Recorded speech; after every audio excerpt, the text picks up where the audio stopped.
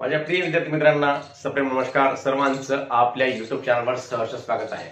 तर मुलांनो, चौकोन रचना व चौकोनाचे प्रकार हे प्रकरण आपण बघत आहोत. या प्रकरणामधील आयत, चौरस व समभुज चौकोन आणि त्यांचे गुणधर्म आपण पूर्वीच्या व्हिडिओमध्ये शिकले. या व्हिडिओमध्ये आपणास समांतरभुज चौकोन, समलंब चौकोन आणि पतंग यांचे गुणधर्म आपल्याला या व्हिडिओमध्ये शिकायचे आहेत बेटा. समभुज चौकोन कशाला म्हणतात, आयत कशाला म्हणतात, चौरस कशाला म्हणतात, हा भाग तुम्हाला पूर्ण सांगितलेला आहे आणि त्या भागावर आधारित थोडासा हा भाग सुद्धा आपण इथे शिकायचा आहे. आयत म्हणजे काय, आयताचे चारही कोन कसे असतात, 90 अंशाचे असतात म्हणजे काटकोनामध्ये असतात आणि समोरासमोरील बाजू कशा असतात, समान लांबीच्या असतात. आणि आयताच्या गुणधर्माशीच मिळता जुळता असणारा गुणधर्म समांतरभुज चौकोनाचा आहे बेटा. जसं चौरसाचा आणि समभुज चौकोनाचे गुणधर्म जवळपास सारखे होते. म्हणजे काय, चौरसाचा प्रत्येक कोन कसा असतो, काटकोन असतो आणि चौरसाच्या चारही बाजूंची लांबी कशी असते, समान असते. तसंच समभुज चौकोनाच्या सुद्धा चारही बाजूंची लांबी कशी आहे बेटा, समान आहे. हे आपण शिकलेलं आहे. फक्त फरक एवढा आहे की समभुज चौकोनाचा प्रत्येक कोन काटकोन आहे असं सांगता येत नाही. बाकीचे गुणधर्म जवळपास सारखेच आहेत. तसंच त्या ठिकाणी आयताचा प्रत्येक कोन काटकोन असतो आणि आयताच्या समोरासमोरील बाजू कशा असतात, समान लांबीच्या असतात. तसंच समांतरभुज चौकोनाच्या सुद्धा समोरासमोरील बाजू कशा असतात, समान लांबीच्या असतात म्हणजेच एकरूप असतात.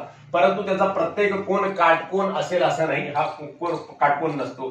प्रत्येक आयत हा समांतरभुज चौकोन असतो परंतु प्रत्येक समांतरभुज चौकोन हा आयत नसतो. जसं प्रत्येक चौरस हा समभुज चौकोन असतो परंतु प्रत्येक समभुज चौकोन हा चौरस असतो असं नाही. असं मी जेव्हा पूर्वीच्या व्हिडिओमध्ये सांगितलेलं आहे. तर या व्हिडिओमध्ये तुम्हाला समांतरभुज चौकोनाची आणि आयताची तुलना करताना एवढंच सांगतो, एवढंच लक्षामध्ये ठेवा की प्रत्येक आयत हा समांतरभुज चौकोन असतो परंतु प्रत्येक समांतरभुज चौकोन हा आयत असेल असं नाही. म्हणजे आयताचे जवळपास सगळे गुणधर्म आहेत. काय, सम्मुख कोन एकरूप, सम्मुख कोन म्हणजे समोरासमोरील कोन एकरूप, म्हणजे कोन ए आणि कोन सी कसे आहेत, एकरूप आहेत. तसेच सम्मुख भुजा एकरूप म्हणजेच एबी आणि सीडी ही भुजा एकरूप आहेत आणि एडी आणि बीसी ही भुजा एकरूप आहे बेटा. हे दाखवण्यासाठी आपण या दोन्ही भुजांना अशा प्रकारचं चिन्ह देऊ शकतो. म्हणजेच या दोन भुजा एकरूप आहेत आणि ह्या दोन भुजा एकरूप आहेत. म्हणजेच एडी आणि बीसी या दोन भुजा एकरूप आहेत आणि एबी आणि सीडी या भुजा एकरूप आहेत. आणि यांचे कर्ण काय करतात, परस्परांना दुभागतात. म्हणजेच एकमेकांच्या या एसी कर्णामुळे बीडी या कर्णाचे काय होतात, दोन समान भाग होतात. तर बीडी या कर्णाला एसी या कर्णामुळे बीडी या कर्णाचे दोन समान भाग होतात. म्हणजे परस्परांना दुभागतात, समान दोन भागामध्ये त्या कर्णाची विभागणी करतात बेटा. तर अशा प्रकारे समांतरभुज चौकोनाचे गुणधर्म आहेत. अतिशय सोपे आहेत. म्हणजेच काय, सम्मुख बाजू एकरूप असतात, त्यांच्या समोरासमोरील बाजू कशा असतात, एकरूप असतात आणि या दोन बाजूंचं अंतर कसं असते, परस्परांपासून समान अंतर असते. म्हणजे समांतर, याच्या शब्दामध्ये अर्थ आहे समांतर भुज. म्हणजे याच्या भुजा कशा असतात, परस्परांपासून समांतर असतात. या दोन भुजा सुद्धा समांतर आहेत आणि या दोन भुजा कशा आहेत, परस्परांपासून समांतर आहेत बेटा. आणि आता पुढचा भाग शिकायचा आपल्याला, समलंब चौकोन. मग समलंब चौकोनामध्ये आणि समांतरभुज चौकोनामध्ये काय फरक आहे, तर सम्मुख बाजूंची एक जोडी समांतर. इथं दोन्ही जोड्या कशा होत्या, समांतर होत्या आणि या ठिकाणी एकच जोडी समांतर आहे. जसं WZ बाजू आणि XY बाजू या दोन बाजूमधलं अंतर समान आहे. इथं जेवढं आहे तेवढंच असं समान समान समान अंतर पुढे आलेलं आहे परत. मग परंतु या WX आणि ZY बाजूमधलं अंतर समांतर आहे का बेटा, नाही. इथं WZ जवळजवळ आहे आणि इथं XY कसं आहे, लांब लांब आहे. म्हणजे या दोन बाजूमधलं अंतर समांतर आहे का, या दोन बाजूमधलं अंतर समान आहे का, नाही. मग या दोन बाजूंपैकी, दोन सम्मुख बाजूंपैकी एक बाजूची जोडी कशी असते, समांतर असते बेटा. अशा प्रकारच्या चौकोनाला काय म्हणायचं, समलंब चौकोन. म्हणजे दोन सम्मुख बाजूंच्या जोड्यापैकी एक बाजूची जोडी फक्त कशी असते, समांतर असते. मग लगतच्या कोनांच्या चार पैकी दोन जोड्या परस्पर पूरक असतात. आता लगतचे कोन म्हणजे काय, कोन W, कोन Z, कोन X हे तीन कोन लगतचे. म्हणजे कोन W चा लगतचा कोन कोणता आहे, लगतचा कोन Z आहे आणि X सुद्धा आहे. मग या दोन जोड्या याच्या झाल्या. म्हणजे एकूण लगतच्या कोनाच्या चार जोड्या होतात. याची ही एक जोडी, ही दोन जोडी, ही तीन जोडी आणि ही चार जोडी. मग या चार जोड्यापैकी किती जोड्या असतात, दोन जोड्या परस्पर पूरक असतात. मग दोन जोड्या परस्पर पूरक, परस्पर पूरक, पूरक म्हणजे ज्या दोन कोनांच्या मापांची बेरीज 180 अंश असते त्या दोन कोनांना परस्परांचे पूरक कोन म्हणतात. म्हणजेच कोन W आणि कोन Z आणि कोन X यांचं माप जर मोजलं तर आपल्या असं लक्षामध्ये येईल की कोन डब्ल्यू आणि कोन एक्सचं माप कसं आहे, हे परस्पर पूरक आहे बेटा. म्हणजेच या दोन कोणांच्या मापांची बेरीज किती असते, 180 अंश असते. बघा इथे मोजून बघूयात, आपण तुम्हाला मोजून दाखवतो. या ठिकाणी या कोन एक्सचं माप आहे 65 अंश. किती आहे बेटा, 65 अंश आहे. आणि या कोन डब्ल्यूचं माप आहे 115 अंश. किती आहे, 115 अंश. आणि कोन वायचं माप किती आहे, कोन वायचं माप आहे 75 अंश.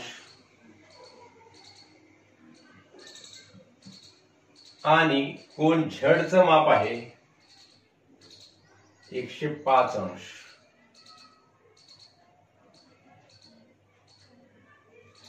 तर आता बघा या ठिकाणी लगतच्या कोनांच्या 4 पैकी 2 जोड्या परस्पर पूरक. आता या कोणत्या कोणत्या जोड्या परस्पर पूरक आहेत, कोन एक्स आणि कोन वाय परस्पर पूरक आहेत का, यांचे बेरीज 180 होते का, नाही.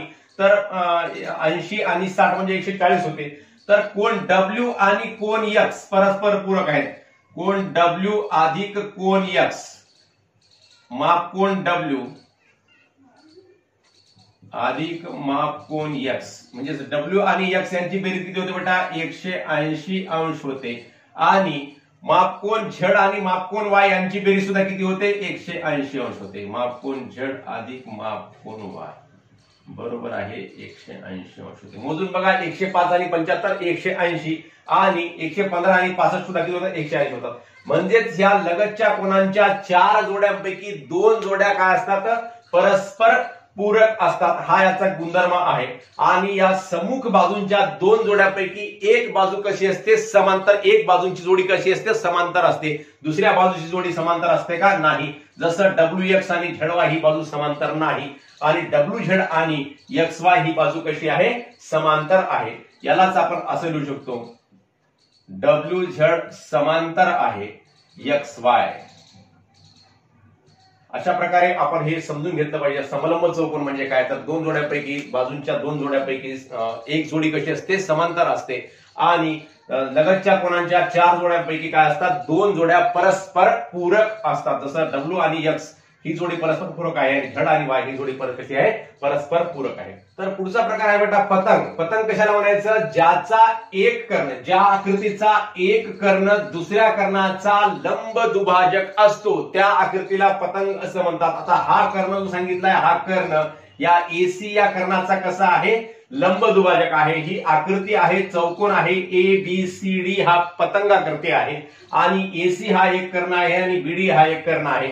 मग हा बीडी हा कर्ण एसी या कर्णाला कसा आहे, लंब आहे. मग ज्या आकृतीचा, ज्या चौकोनाचा एक कर्ण दुसऱ्या कर्णाचा लंब दुभाजक असतो त्या आकृतीला काय म्हणतात, पतंग असं म्हणतात बेटा. मग याचे गुणधर्म काय, एक कर्ण दुसऱ्या कर्णाचा लंब दुभाजक असतो आणि लगतच्या बाजूच्या 2 जोड्या एकरूप असतात. आता लगतच्या बाजूच्या 2 जोड्या, लगतच्या बाजू कोणत्या कोणत्या सांगितला, AB आणि BC या बाजू कशा आहेत, एकरूप आहेत. आणि AD आणि CD या बाजू सुद्धा कशा आहेत, एकरूप आहेत. म्हणजे लगतच्या बाजूंच्या 2 जोड्या कशा असतात, एकरूप असतात. ही एक जोडी एकरूप आहे आणि ही एक जोडी एकरूप आहे. आणि एक कर्ण दुसऱ्या कर्णाचा काय आहे, लंब दुभाजक आहे. सम्मुख कोनांची एक जोडी एकरूप असते. म्हणजे सम्मुख कोन हे कोन BAD आणि कोन BCD हे 2 सम्मुख कोन या ठिकाणी एकरूप आहेत. म्हणजेच ह्या 2 सम्मुख जोड्यांपैकी, सम्मुख कोनांच्या 2 जोड्यांपैकी ही एक जोडी एकरूप असते. मग पतंग समजून घ्या थोडक्यामध्ये. पतंगाचा एक कर्ण दुसऱ्या कर्णाचा लंब दुभाजक असतो आणि या लगतच्या बाजूंच्या 2 जोड्या काय असतात, परस्परांना एकरूप असतात. लगतच्या बाजूच्या 2 जोड्या म्हणजेच बाजू AD आणि बाजू CD हे 2 एकरूप आहेत. आणि बाजू या ठिकाणी आपण असं चिन्ह देऊयात आणि ह्या 2 बाजू एकरूप आहेत आणि ह्या 2 बाजू एकरूप आहेत. म्हणजे बाजू AD आणि बाजू CD एकरूप, बाजू AB आणि बाजू BC एकरूप आहेत.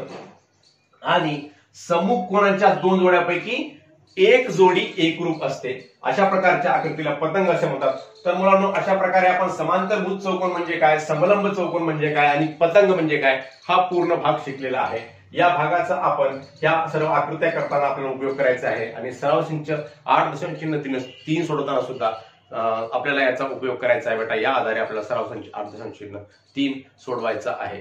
तर भेटूयात पुढच्या व्हिडिओमध्ये. आपणा सर्वांना हा व्हिडिओ आवडल्यास नक्की आपल्या मित्रांना शेअर करा व व्हिडिओवर लाईक व कमेंट सुद्धा अवश्य करा. धन्यवाद.